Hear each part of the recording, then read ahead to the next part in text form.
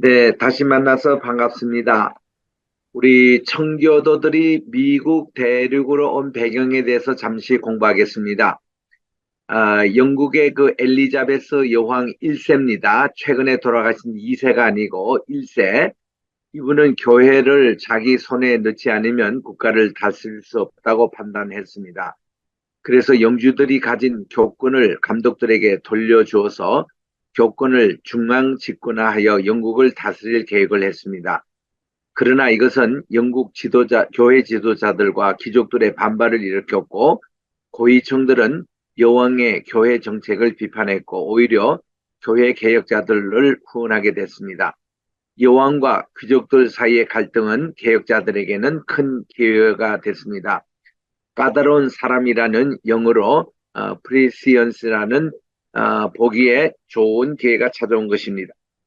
대륙의 피신 중인 개혁자 약 800명은 이 기회를 보기로 믿고 영국으로 다시 귀국합니다. 그들은 영국 교회에 남은 가톨릭의 미신적인 요소들을 제거하고자 합니다. 예를 들면 성호를 긋는 행위라든가 견신례라든가 성찬상 앞에 무릎을 꿇는 행위라든가 성자들의 날을 기념하는 이런 모든 것들을 폐지하려고 했습니다. 그리고 개혁운동은 존 후퍼에 의해서 야기된 복장 논쟁으로 이어집니다. 사제의 복장을 착용하는 것은 옷으로 신분을 구별한다고 반대하는 그런 목소리도 있었습니다. 이것은 만인 제사장 원칙에 어긋난다는 것입니다.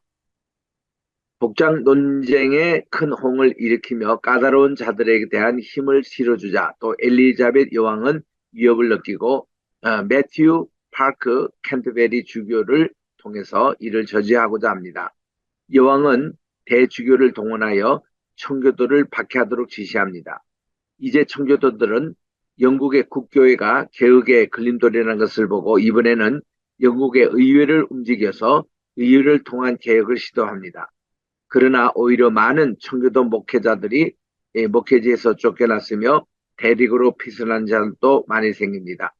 의회를 통한 개혁의 시도도 실패합니다. 그러던 중에 1575년에 매튜 파크에 의해서 캔터베리 대주교에 오는 그린달은 청교도가 아니면서 오히려 개혁을 이끈 인물입니다.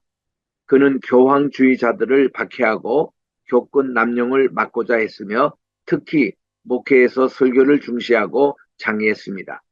파크가 금지했던 제네바 성경의 번역을 허가했으며 특별히 청교도들의 설교 모임 운동을 장려합니다. 이 청교도들에게 좋은 기회가 오는 듯 했지만 이것도 여왕에 의해서 중지를 당하고 맙니다. 이어서 1583년에 존 위기푸트가 캔터베리 대주교에 오르자 그는 영국에서 청교도 운동을 뿌리뽑기로 결심하고 수많은 청교도들을 고등 종교 법원에 세웠습니다. 이에 대항하여 토마스 카트라이트는 교회에서 감독주의를 제거하고자 나섰습니다. 하지만 1588년 영국의 함대가 도버 해협에서 스페인의 무적 함대를 물리치자 여유를 얻었던 엘리자벳 여왕의 청교도 박해는 더욱 심해졌고 많은 청교도 지도자들이 이 박해를 당하며 어려움을 겪었습니다. 의회를 통한 개혁이 불발되고 난 후에 청교도들은 설교 운동으로 개혁을 밀고 나갔습니다. 박해 속에서도 청교도 목사님들은 이 영국에 전역으로 나가서 설교하고 청교도의 영향력은 점차로 영국 전역으로 퍼져 나갔습니다. 마침 이때 엘리자벳 여왕도 죽습니다. 엘리자벳 여왕 뒤를 이어서 이게 국왕이 된 분이 스코틀랜드 출신인 제임스 6세가 취임해서 그는 제임스 1세의 호칭으로 영국의 왕을 겸하게 됐습니다. 이제 청교도들은 새왕에게 기대를 걸었습니다. 영국 전역으로 토마스 카트라이트를 포함한 천여 명의 청교도들이 천인의 총원, 즉 밀레너리 페티션을 왕에게 제출하여 영국 교회에서 로마 카톨릭의 누드기를 없애고 교회를 개혁할 것을 청원했습니다. 이를 해결하기 위해서 1604년에 햄튼 코트가 열리게 됩니다. 잘 진행됐던 코트가 교회 정치 문제에 이르자 제임스 1세 왕이 감독주의를 고집하여 회의는 결렬되고 맙니다. 이어서 같은 해에 대주교에 오렸던 리처드 뱅크 로프트는 고등법원을 열고 청교에 대한 박해를 강화하였습니다. 제임스 1세의 이제까지의 모든 노력과 수고가 결국은 숲으로 돌아가고 말았다는 것이죠. 청교도들은 심각한 고민에 빠집니다. 수많은 투옥과 협박과 고문과 또 화형, 순교, 도피 이 모든 것이 흑수요였던가 아니면 과연 우리가 영국 국교회 안에서 교회를 개혁하여 우리가 원하는 성경적 교회를 이룰 것인가 라는 고민이었습니다. 그렇다면 우리가 계속 영국 국교회 안에 머물러 개혁을 추진해야 하는가 하는 고민이었습니다. 청교도들은 네덜란드에서 분리주의자 교회를 세우게 됩니다. 시대의 고민은 행동을 불러일으킵니다. 분리주의 운동이 나타난 겁니다. 교권을 강조하며 중앙 집권적인 교권을 고집하던 감독주의 운동의 반발로 시작한 분리주의 운동은 영국 국교의 간섭으로부터 완전히 독립하려고 하는 운동이었습니다. 적은 무리의 청교도들이 1607년 영국 국교회를 떠나서 스크루비에서 이제 새로운 교회, 즉 분리주의 교회를 세우기 시작합니다. 분리주의 운동은 이미 16세기 말에 시작되었습니다. 분리주의 사상 때문에 분리주의자 헨리 베베로 그리고 존 그리온우드 이런 분들이 1593년에 처형이 됐고 프랜시스 존슨은 투옥됐다가 1592년에 석방됐습니다. 석방된 후 존슨은 분리주의자로서 구성된 식민주의를 건설합니다. 그리고 1597년에 영국을 떠나 신대륙으로 갔습니다. 세인트 로렌스 강 근처를 탐색하였으나 정책에 실패하고 네덜란드 암스테르담으로 돌아와서 분리주의자 교회를 세웁니다. 이 스크루비의 분리주의 교회도 투옥되거나 고등 종교 법원에 불려갔습니다. 살 길은 영국을 벗어나서 영국 정부의 간섭이 미치지 않는 곳으로 이민 가는 것밖에 없었습니다. 비밀리 이민 계획을 계획했지만 발각되었고 모두가 30일 구류 처분과 재산을 압류당합니다. 결국 살 길은 이민 외에 없다고 판단하여 1608년 암스테르담으로 그들이 떠났습니다. 그러다가 라이덴으로 잠시 옮겼습니다. 네덜란드에서 그들 이민자들의 삶은 그렇게 쉽지 않았습니다. 언어도 통하지 않았고 경제적으로도 몹시 궁색했습니다. 가장 잘 사는 이민자들의 생활이 영국에서 가장 못 사는 사람보다 못했던 것이 네덜란드의 도피 생활이었습니다. 자녀들의 교육 문제도 생깁니다. 그래서 다시 분리주의자들은 심각한 현실 문제에 봉착합니다. 새로운 길을 찾아야 했습니다. 일단 영국으로 돌아왔습니다. 결론은 영국 왕과 국교회의 손이 미치지 않는 곳으로 가야 했습니다. 그들의 갈 곳은 미국 대륙과 같은 신대륙입니다. 마침내 신대륙으로 갈 계획을 실행에 옮기기로 결정합니다. 비록 영국의 청교도들이 올리브 크롬웰이 이끈 청교도 연합의 실패와 찰스 2세의 왕정 회복 이후 다시 힘을 얻지는 못했지만 청교도는 1660년과 1670년대에 영국의 중요한 위치로 남아있게 되지요. 이거는 훗날 얘기고요. 그 전에 이제 신대륙으로 그들은 출발합니다. 영국 내에서 성공회와 청교도주의 간의 긴장은 순례자들, 이들을 필그림이라 그랬죠. 이 순례자들의 이동을 미국 식민지로 이끌어냅니다. 순례자들은 1620년 플리머스 항구를 떠납니다. 그래서 그들이 같은 해 연말에 미국 대륙에 도착할 때도 그 장소를 플리머스라 이름을 했습니다. 그 떠났던 항구 이름을 따라서 신대륙으로 출발합니다. 그들이 떠나기 전에 청교도 신학자 존 로빈슨은 메이플라워에 성선한 102명 성도들에게 신도력에 가서 하나님의 나라를 세우고 또 성경에서 그 영감을 찾아 영적 개척자가 되라고 권면을 했습니다. 1620년 영국 잉글랜드 바로 필그림 플리머스에서 출발했던 102명의 이민자들, 이들을 훗날 필그림 파더스라고 일컫습니다. 필그림스, 순례자들. 성박의 성모는 25명에서 30명 정도였고, 이민자는 102명 중에 35명만 청교도이었습니다. 이들 35명 청교도들은 영국 성공회와의 갈등과 종교적인 박해를 피해서 신앙의 자유를 찾아 이주를 했습니다. 영국의 플리무스 이때를 떠나는, 그래서 송별회를 가지는 이런 모습이 이 그림에 담겨 있습니다. 메이플라워, 그야말로 5월의 꽃이라고 부르는, 이거는 이제 그 선박의 이름이었죠. 메이플라워는 9월 16일 날 영국 플리머스를 출발합니다. 그리고 66일 날, 우리가 그 성경이 66권이잖아요. 그 66일간 항해를 끝으로 같은 해 11월 11일에 케이프 카드의 프로빈스 타운에 입항을 합니다. 아직도 대륙은 아니고 대륙의 이제 이게 꼬리 끝에였죠. 여기에 이제 그들이 도착을 합니다. 선박을 수리한 후에 다시 배를 계속 타고 12월 21일 오늘날 매사추세츠 주에 있는 플리머스에 도착을 합니다. 크리스마스 4일 전이었죠. 그리고 본래 이 메이플라워의 그들의 목표지는 제임스타운이었다고 그래요. 오늘날 리치몬드에 있는 제임스타운 그쪽으로 이제 가려고 했다가 이 항해로 말미암아 이 또 바람의 방향이 이렇게 그 잘못 불어가지고 이쪽으로 도착했다고 그렇게 알려지고 있습니다. 하나님이 보내주신 거죠.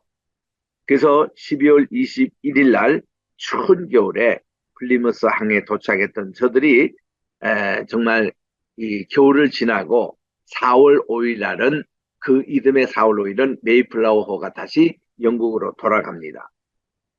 청교도들이 도착했던 장소, 여기에 오늘날 프리머스 락이라고 이 암석이 이렇게 있습니다. 여기 보면 1620년이라고 적혀 있어요. 이 바위에. 이거 이제 기념 바위죠. 그래서 그들은 플리머스에 12월 21일 날 도착을 합니다.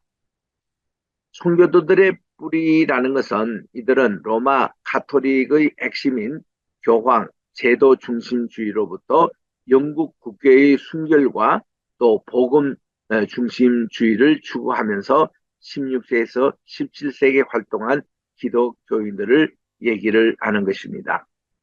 아이러니하게 이 청교도의 뿌리 가운데 관련된 분이 바이킹 족속들이죠. 바이킹 족속들은 스칸디나 반도와 덴마크 사이 중심한 이 해적들이었습니다.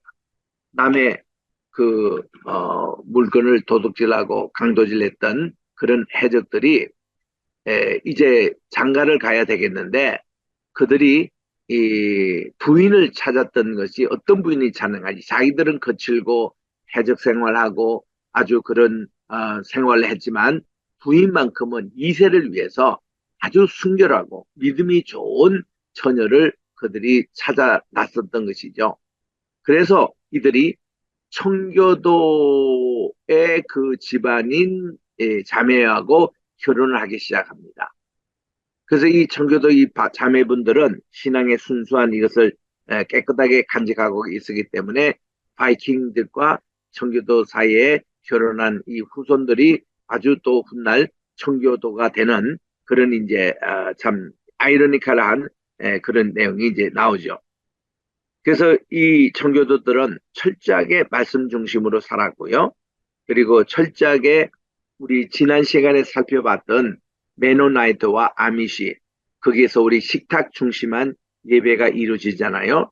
밥 먹기 전에 항상 예배를 먼저 드렸고 하늘의 만찬을 먼저 먹고 그리고 우리 육신의 양식을 먹었고 그리고 이 식탁 중심으로 가정 예배가 이루어지는 그 정신이 이 청교도 정신이에요.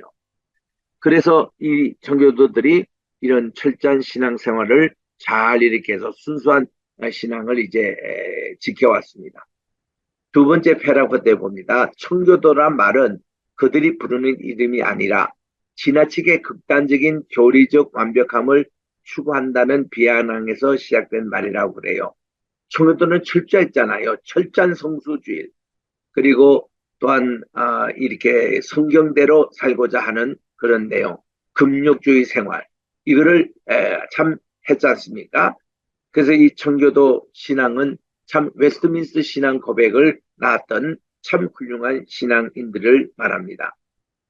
영국 성경회의 이 정부 중심의 성향과 서방교회의 제도 중심의 교회를 철폐를 하고 그들은 도덕적인 순수성을 강조하고 낭비와 사치를 배격했고 금연을 강조하며 영국의 중상층을 형성하는 분들이 청교도였습니다.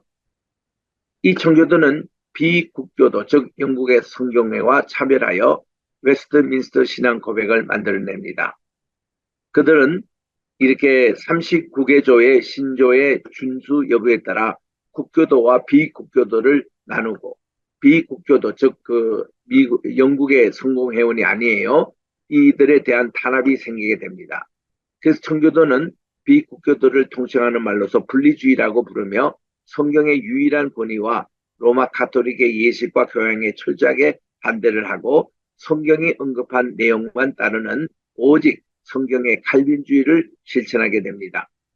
비국교도들을 주축으로 의회가 모이고 신앙고백을 만드는데 이 결론이 웨스트민스터 신앙고백이었습니다. 최초 청교도는 존 낙스라고 알려지고 있습니다. 이분은 요한 칼빈의 제자로서 스코틀랜드 장로교를 시작하신 분입니다. 존 낙스 1560년에 그린달이 감독으로 있었던 교구에 항의 서한을 보내어 성직자직을 박탈당한 존 폭슨을 비롯한 27명의 성직자들에 대한 존 스토우는 주님의 흠없는 양들이란 뜻인 청교도라고 불렀고 그 전까지는 까다로운 사람들이라는 이런 별명이 있었는데 그게 이제 더 좋은 이름이 청교도 이렇게 불렀습니다. 마틴 로이드 존슨은 청교도란 독립적인 사람, 독자적인 사상을 구축한 사람으로 정의합니다.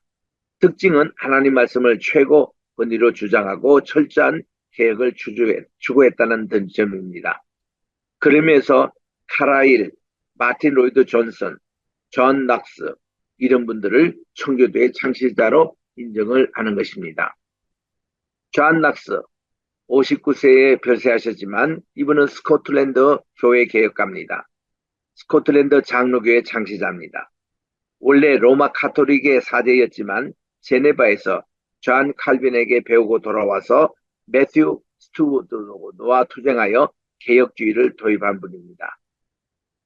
그분은 이 영향을 받았던 청교도들이 윌리엄 틴델, 성경을 번역했죠.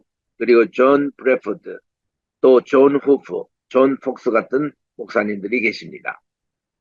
청교도들의 국가 간 또 철저한 성수주의, 이들은 애국적인 성향을 가진 사람들이었습니다. 그러면서 광야로의 심부름, Errand into the Wilderness라는 사고가 그들을 사로잡았습니다. 존 윈스롭의 언덕 위의 도시는 그들만이 하나님과 언약을 맺는 것으로 사고한 이유에서 나왔습니다. 그래서 여기서 미국의 청교도 정신이 시작되는 거예요. 미국 독립혁명 당시 그들에게는 하나님은 그들만의 편이라는 사고가 있었습니다. 1781년 회중교회 목사였던 모세 메서는 하나님은 우리를 위해 싸우신다는 설교를 하셨대요. 영국으로부터 독립 이후 세계관은 더욱 확고히 자리를 잡게 됩니다. 청교도들은 아메리칸 원주민들 1675년에 영국의 정착민들을 공격하고 파괴하려고 한 것은 그들이 주의를 거룩하게 지키지 않았기 때문이라고 여깁니다. 철저한 성수주의를 강조하는 것이 청교들입니다. 이러한 가르침과 전통은 미국인들 사고에 또 만일 전쟁에 패하거나 범죄가 증가하게 되면 십계명을 어겨서 새기는 것이라는 사고를 갖게 하였습니다. 야고보서 4장 1절 참고합니다. 청교도들에게 은행 일치의 믿음, 강해 설교, 이거는 우리나라에도 큰 영향을 미쳤습니다. 우리도 어릴 때에 주일날 되면은 비가 와도 우산을 쓰지 못하겠습니다. 노동이라고. 주일날 절대로 돈을 쓰지 못합니다. 식당 못 갑니다. 또 주일날 절대로 공부를 못했습니다. 이거 다 청교도의 영향이었습니다. 철저하게 가정예배 우리 드렸잖아요. 청교도 영향입니다. 이런 청교도의 영향이 오늘도 우리가 참 필요한 것이죠. 둘째 패라그라고 합니다. 예를 들면 은혜와 진리가 충만하더라 해서 은혜와 진리 부분을 나누어 각기 따로 분석 혹은 해석함으로써 보다 깊이 있고 체계적인 분석을 하도록 교육합니다.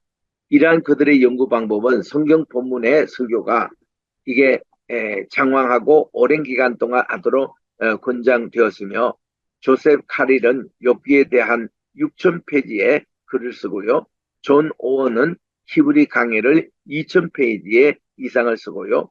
윌리엄 그들로는 에베소 6장 10절에서 20절에 하나님의 전신갑주 이 부분을 800페이지에 걸치는 장황한 설교를 합니다. 굉장히 자세하게 안다는 것이죠. 강해 설교. 또 피르 라무스는 아리스토텔레스의 방법론에 의문을 품고 지식과 행동이 서로 분리된 것이 아니라 언제나 은행일치적인 신앙으로 강조했습니다. 윌리엄 에인스는 그의 많은 영향을 받고 그에 져서 신학의 정수에서 적용을 합니다. 청교도의 신앙과 신학에 예를 들면 이제 조엘 비키는 그의 책 청교도 신학에서 다음과 같이 청교도의 신학을 분류합니다. 신론, 인간론, 언약신학, 기독론, 구원론, 그리고 청교도 준비론, 교회론, 종말론, 실천신학, 양심에 대하여 이렇게 이제 쓰고 있습니다. 여기에 대한 우리 참고 서적이 그 옆에 기록되어 있습니다. 다시 우리 플리머스로 온 청교도의 얘기로 돌아갑니다. 윌리엄 브래드포드가 이 당시 여기에 미국에 도착했던 청교도의 지도자였습니다. 분리주의자입니다. 이거 영국 국교회와 분리된 메이플라워호를 타고 거친 바다를 건너서 신대륙에 도착한 성객과 선들 중에 까다로운 선교들은 41명, 35명이 출발했는데 아마 좀 오다가 또 더 많이 늘었던 것 같아요. 배에 내리기 전에 계약을 체결합니다. 하나님과의 언약입니다. 이거를 메이플라워 컴팩이라고 합니다. 그들은 본국이나 영국의 국왕과 상관없이 첫째로 자체적인 민간 정치 체계를 만들 것. 두 번째로 식민지 사정에 잘 맞으며 식민지를 위한 법률과 조례, 법, 헌법, 직책을 만들고 준수할 것을 서약합니다. 그리고 이 일을 주도적으로 맡았던 인물이 존 카버와 윌리엄 브래드포드입니다. 윌리엄 브래드포드는 성직자였죠. 그래서 메이플라워호에서 이들이 내리기 전에 이 메이플라워 컴팩트에 서명을 합니다. 여기 지금 사진에 있는 오른쪽에 있는 것은 바로 그때 서명했던 조약 내용이에요. 그 옆에는 조약을 이렇게 메이플라워 선상에서 미국 대륙에 도착하기 전에 그들이 하고 있습니다. 그래서 그들은 신앙의 자유를 찾아 이곳으로 옵니다. 메이플러 타고 이제 플리무스 미 대륙에 도착을 합니다. 여기서 우리 사진에 보는 것이 플리무스 포토렉 뮤지엄인데 청교도들이 최초로 정착한 박물관이 전시되어 있습니다. 야외 박물관. 여기는 꼭 한번 가볼 필요가 있습니다. 플리무스 그 마을에서 한 20분 남쪽으로 내려오면 이제 박물관이 이렇게 나오는데 신대륙 그때 그 도착했던 청교도의 복장을 그대로 입고 생활을 그대로 재현한 그런 박물관입니다. 참 그 밖에도 그렇고 안에 들어가도 참 볼만합니다. 여기에 정착존 박물관.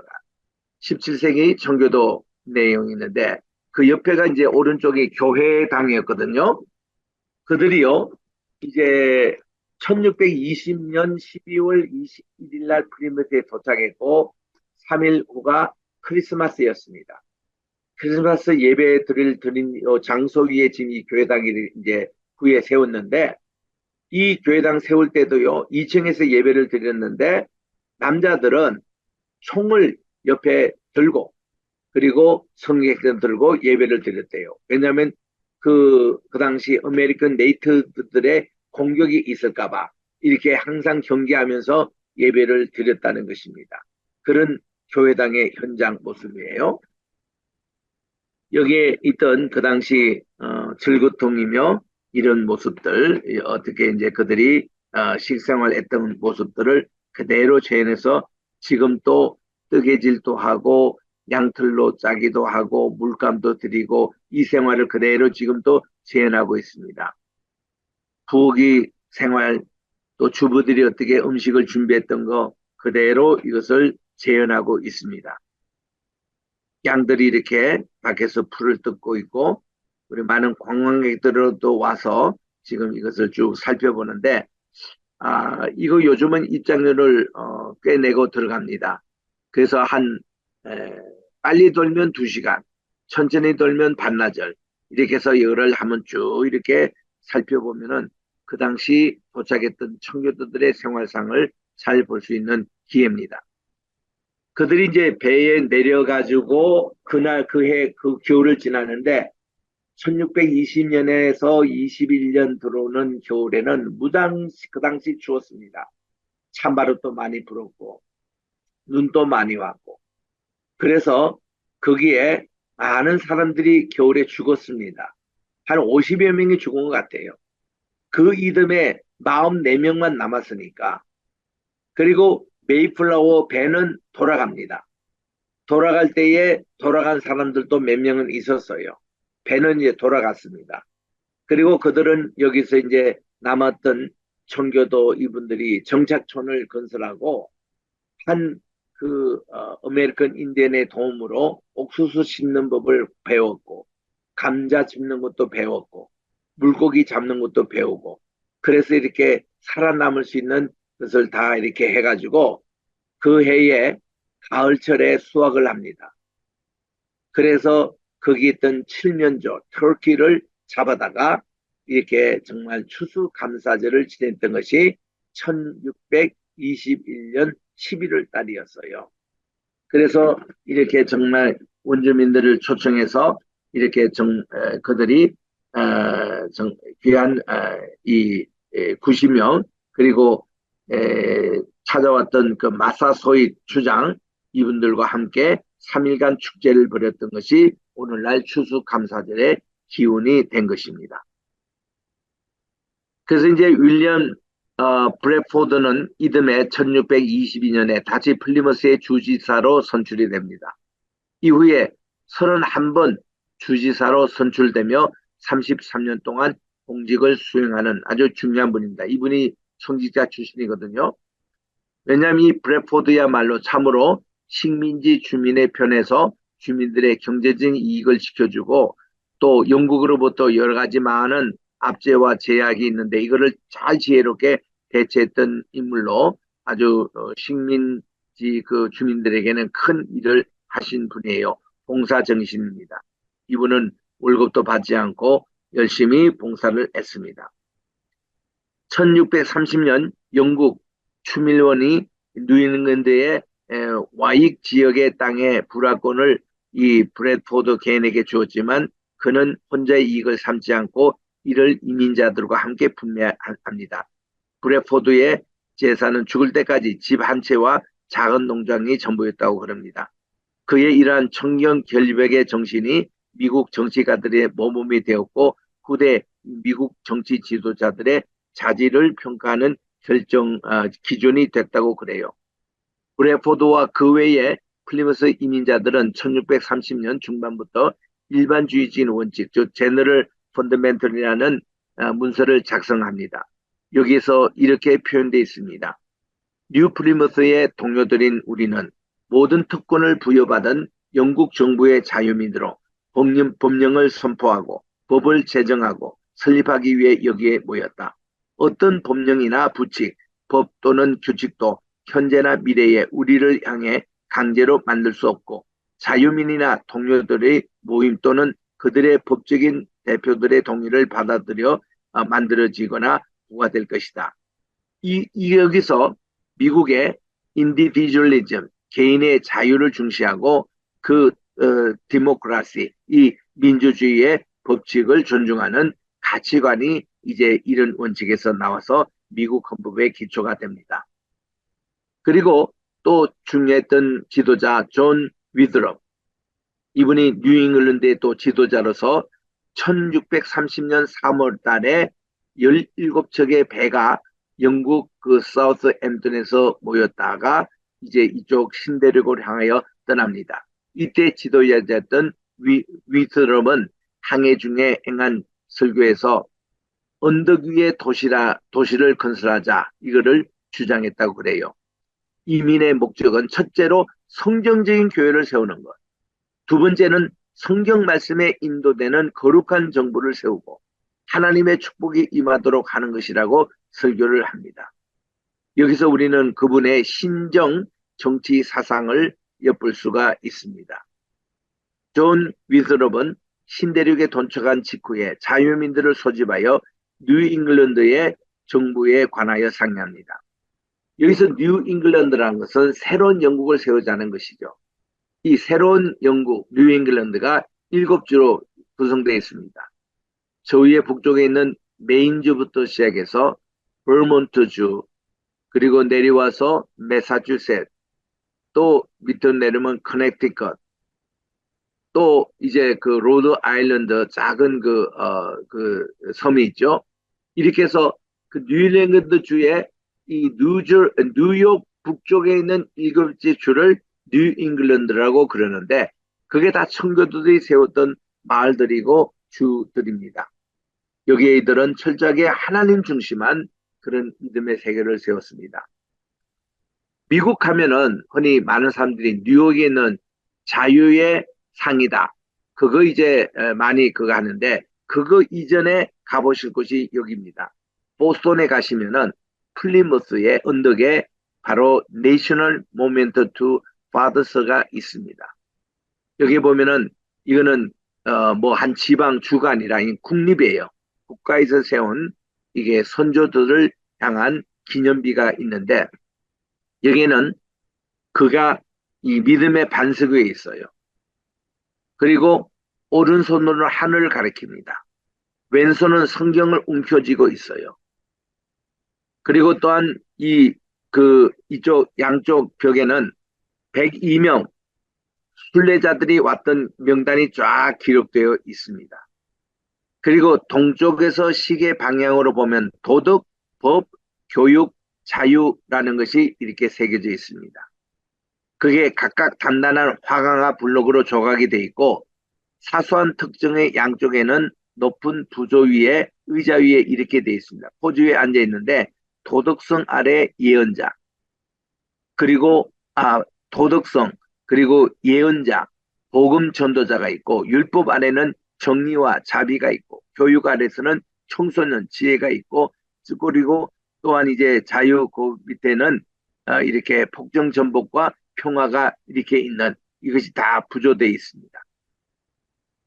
그리고 벽의 표면 아래 이 인물 아래 순례자 역사의 장면을 나타내는 대리석으로 된 높은 부조가 있는데 그 도덕성 아래에 포용이라는 단어가 있어요. 법은 조약으로 되어 있습니다. 교육 아래 컴팩트가 있어요. 자유 아래 착륙이 되어 있습니다. 여기서 내면에 기록된 대형 패널로 쫙 옆에 이렇게 새겨져 있습니다. 이게 바로 오늘날 미국을 건설한 기초가 되고 있는 거예요. 그들이 신앙의 자유를 찾아서 성경책 하나 들고 와서 믿음의 반석에 서가지고 이렇게 4가지 그 아이디올로지를 가지고 미국을 건설한 것이 나오기 때문에 여기에 대한 이게 그 동상입니다. 그래서 이 동상은 미국의 자유신, 그 자유상보다도 뉴욕에 있는 이게 더 유명한 거예요. 미국 시민 이걸 보셔야 됩니다. 청교도들을 위한 대학을 또 교육을 위한 대학을 설립합니다.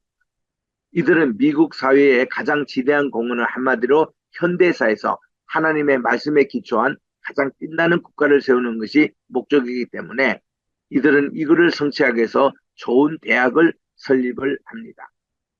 이 학교의 대표적인 것이 오늘날 아이비 리그가 된 겁니다. 아이비 리그라는 것은 아이비는 뭔가 뭐 박넝쿨이죠. 그들은 대학 본부를 세우고 박넝쿨을 심어요. 그럼 이 박넝쿨이 자라서 담벼락을 통하여 창문을 통과하고 지붕까지 이렇게 연결하도록 박능쿨이 달하는 건물들을 아이비 리그라고 하는 8개 대학마다 다 그렇게 세웠습니다. 하버드, 예일, 프린스턴, 유펜, 또 콜롬비아, 또 다트모스, 또 저기 가보면은 여기 뭔가 하면 로드 안에 있는 브라운 이런데 이 아이빌리그 학교를 다 그렇게 세웠습니다. 이제 여기에 보니까 제일 먼저 존 하버드 목사님이에요. 이분은 캠브리지 대학 출신입니다. 이분이 1636년에 자기 서재에서 4명의 학생에게 그 글자를 가르쳤어요. 이 4명의 학생이 목회자입니다. 목회자인데 그때 배울 기회가 없어가지고 영어를 제대로 읽지를 못해, 성경을 제대로 읽지 못했습니다. 그 존 하버드 목사님이 그들에게 글자를 가르치고 성경을 읽게 한 것이 하버드 대학의 시작이 된 겁니다. 이분의 이름을 따라서 하버드 대라고 이름을 붙인 거예요. 그래서 하버드 대학에 지금 가면 그 정문을 딱 통과하면은 바로 앞에 이분의 동상이 이렇게 나옵니다. 이 동상에 가면 이런 설명을 듣게 돼 있습니다. 하버드 야드 내에 있는 이 동상은 1884년 이렇게 세워진 동상인데 하버드 대학에 죽기 전에 이분이 전 재산과 자기의 장서 400권을 기증해서 이렇게 존 하버드가 세운 학교거든요. 그래서 이 발끝을 만지면서 하버드 대학에 입학한다는 말이 있어서 많은 관광객들이 그 발끝을 만지곤 합니다. 그런데 가이드들이 이렇게 설명을 해요. 이 동상에 관한 3가지 거짓말이 있다고.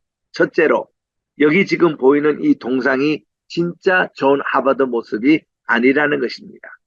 조각가 데니얼 체스터 프렌치가 하버드생 셔먼 호 이 사람의 얼굴을 본따서 그 사람을 만든 것이죠. 진짜 하버드의 모습은 모른대요. 두 번째는 존 하버드 대학은 존 하버드가 설립하지 않았다는 겁니다. 존 하버드는 하버드 대학의 최초의 주요 기부자였을 뿐 매사주셋 식민지인 일반 의회가 이 하버드를 공식으로 세웠다는 것이죠. 그리고 세 번째는 이 동상에 이렇게 보면은 그게 1638년이라고 적고 있어요. 원래는 이 하버드가 시작된 것이 1636년, 2년이 뒤에 이렇게 나와 있습니다. 이것도 잘못된 것이다. 이러고 가이드들이 좀 웃기면서 조킹하면서 이런 3가지 거짓말을 했다고 설명하는 내용입니다.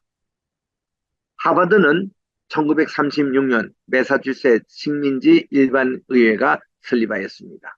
미국에서는 가장 오래된 대학이며 처음으로 만든 뉴 칼리지 혹은 The College of Newtown이라고 불렀는데 1639년 3월 13일 하버드 칼리지라고 이름을 불렀습니다. 젊은 청교도 성직자인 존 하버드의 성을 따라서 그렇게 이름을 바꾼 거랍니다. 3년 만에. 그분은 유언을 남겨서 400원의 책과 재산의 절반인 현금 779파운드, 엄청난 돈입니다. 당시에. 이거를 하버드에 기부를 했다는 겁니다. 그런데 안타깝게도 그가 기부했던 400원의 이 책이 지금 남아있는 게 없어요. 다 화재가 나서 불타고 없어진 거랍니다. 그래도 그분의 정신을 따라서 오늘날까지 하버드 유니버시티라고 이름을 하고 있습니다. 그러나 하버드 유니버시티 안에는 제일 진짜 하버드가 하버드 칼리지입니다. 그래서 이 칼리지 이게 나온 그게 학부 4년이죠. 이 과정을 나오는 것이 진짜 하버드생이죠. 세계적인 명문으로 발전된 하버드 대학. 지금까지 노벨 수상자가 157명이 나왔습니다. 대통령으로는 프랭클린 루즈벨트, 그리고 존 케네디, 존 F 케네디, 그리고 최근에는 브락 오바마까지 대통령이 나왔습니다. 36명의 퓰리처 수상자, 또 미국에서 가장 많은 21명의 연방 대법원 대법관 출신, 또 7명의 세계은행 총재, IMF, 또 월드뱅크, 또 세계에서 가장 많은 62명의 억만장자, 또 미국에서 가장 많은 335명의 로즈 장학생, 이것이 다 하버드 출신입니다. 세계 각국에 포진되어 있던 하버드 유학파들로 인해서 하버드 출신은 미국뿐만 아니라 전 세계의 지도층을 형성하고 있을 정도입니다. 여기는 4년 과정인 하버드 칼리지가 진짜 그 하버드 노른자입니다. 그리고 여기에 10개의 대학원이 있어요. 이 대학원을 전부 다 스쿨 이거를 붙입니다. 대학원으로 우리 그 신학부는 디비니티 스쿨이라 그래요. 의학부는 메디컬 스쿨이라 부르고, 복합을 로 스쿨이라 붙입니다. 경영학을 비즈니스 스쿨이라 붙입니다. 이 대학원을 전부 다 스쿨이라고 붙여요. 그래서 이런 제일 또 유명하던 로스쿨, 하버드 로스쿨에 대한 많은 우리 그 에피소드와 영화도 있지 않습니까? 그리고 자연과학, 응용과학, 사회과학, 인문학 이런 과정 속에 스쿨이 이렇게 있습니다. 케네디 스쿨은 케네디 대통령의 이름을 따서 한 행정부 대학원입니다. 여기에 표는 베리타스입니다. 바로 라틴어로 진리라는 말이죠. 1636년.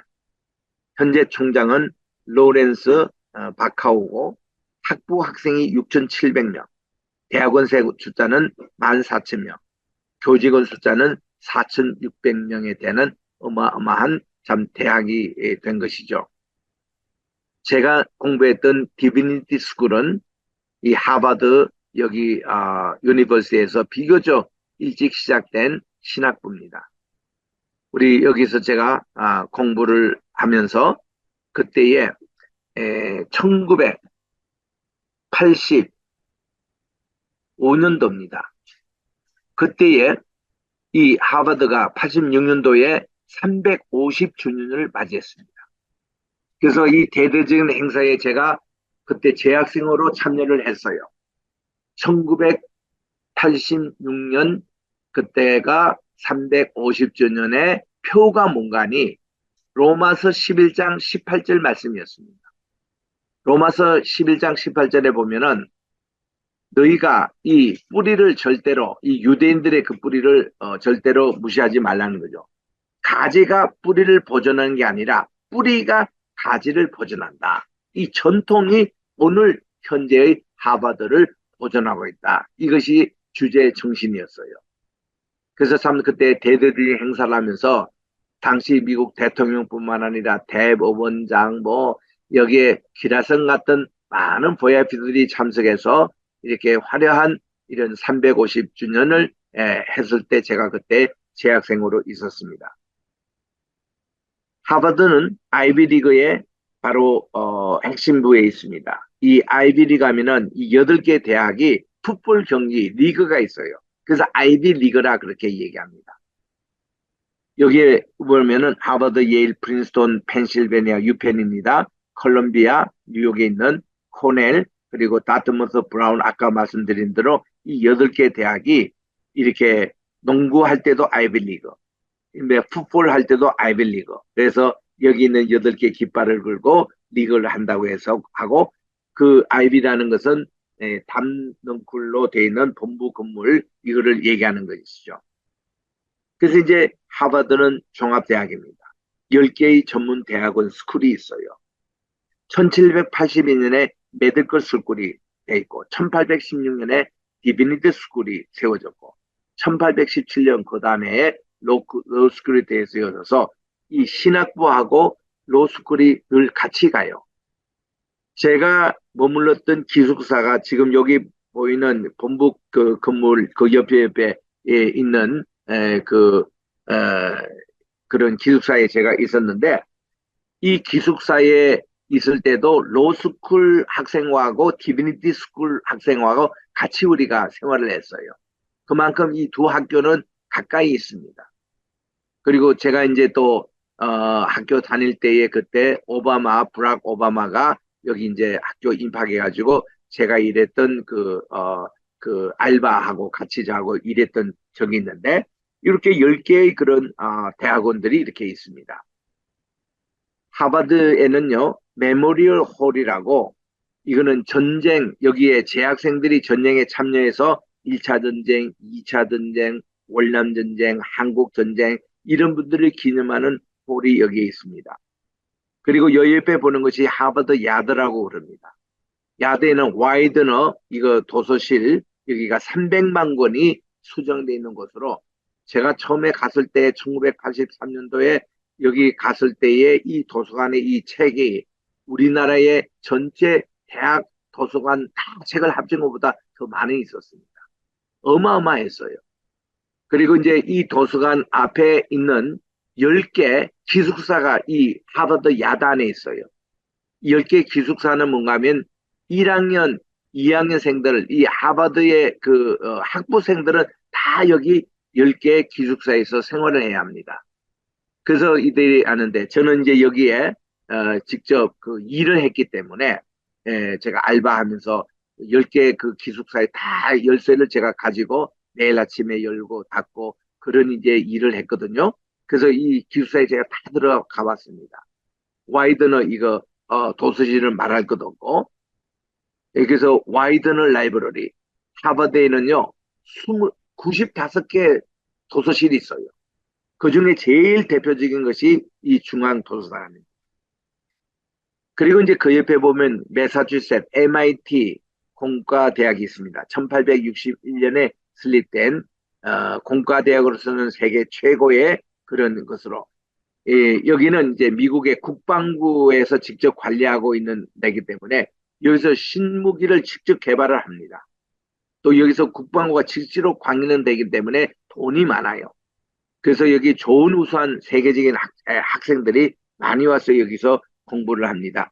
지금 보이는 이 옆에 건물이 본부 건물이고 그 오른쪽에 있는 것이 학생들의 기숙사입니다. 매사추세츠 이거 보면은 이게 이제 표가 사랑과 매너 그리고 설립은 1861년 현재 총장은 라이트 부총장은 루이스 그리고 학부생이 4,100 그리고 대학원생이 6,000명 있는 아주 엘리트들만 이렇게 와서 공부하는 곳이에요. 제가 하버드에서 공부할 때에 MIT에서 공부했던 분이 정몽준 의원이 있습니다. 그리고 그 회장님 현대 그분의 아드님 되는 정몽준 후에 국회의원도 했고 그랬죠. 그분이 그때 여기 저하고 같은 시기에 공부를 했습니다. 그다음 제가 또 보스턴 유니버시티에 가서 공부했어요. 하버드에서 제가 고대 근동학으로 박사과정을 했는데 거기서 저는 사실 구약학을 논문을 쓰기를 바라했습니다. 근데 저를 논문을 지도해 줄 더 좋은 교수가 옆에 있다고 프랭크 크록스 교수님이 보스턴 대학의 그때 버너드 앤더슨 교수님이 프린스턴 신학교를 은퇴하시고 여기서 가르치고 계셨어요. 그래서 그분에게 가서 논문 쓰라고 저를 이쪽 학교로 보내주셨습니다. 그래서 저는 박사과정을 여기서 또 공부를 했습니다. 이 보스턴 대학은 1839년에 설립된 감리교 신학대학입니다. 많은 감리교 분들을 배출했습니다. 여기 학교 표현은 Learning Virtue Piety입니다. 그러니까 배움과 미덕과 경건 이게 파이어티가 경건이 들어가 있어요. 1839년에 설립됐고 현재 총장은 브라운이고 학부생이 16,000명, 대학원생이 14,000명 그렇게 되어 있습니다. 보스턴 대학 약사를 보면은 처음에 뉴베리 비블리컬 인스티튜트라고 시작됐어요. 이 보스턴에 시작된 게 아니고 저 멀리 있는 벌몬트주 뉴베리에서 시작된 성경학교였습니다. 1839년에. 그 39년에 보스턴으로 옮겨와서 올드 브롬필드 교회 감리교입니다. 여기에서 성경학교로 하다가 1847년 뉴햄퍼셔의 콩코드에 잠시 갑니다. 거기서도 또 이렇게 공부하고 학교를 하다가 이제 마침내 보스턴으로 이렇게 이제 와서 삼식의 그 땅에 살고 1867년에 보스턴에 와서 보스턴 테올로지컬 인스티튜트라고 인가를 얻어댑니다. 그래서 1869년에 매사추세츠에 인가를 받고 오늘날 대학이 된 것이죠. 보스턴 대학 하면은 마틴 루터 킹 주니어 동문 가장 유명한 동문입니다.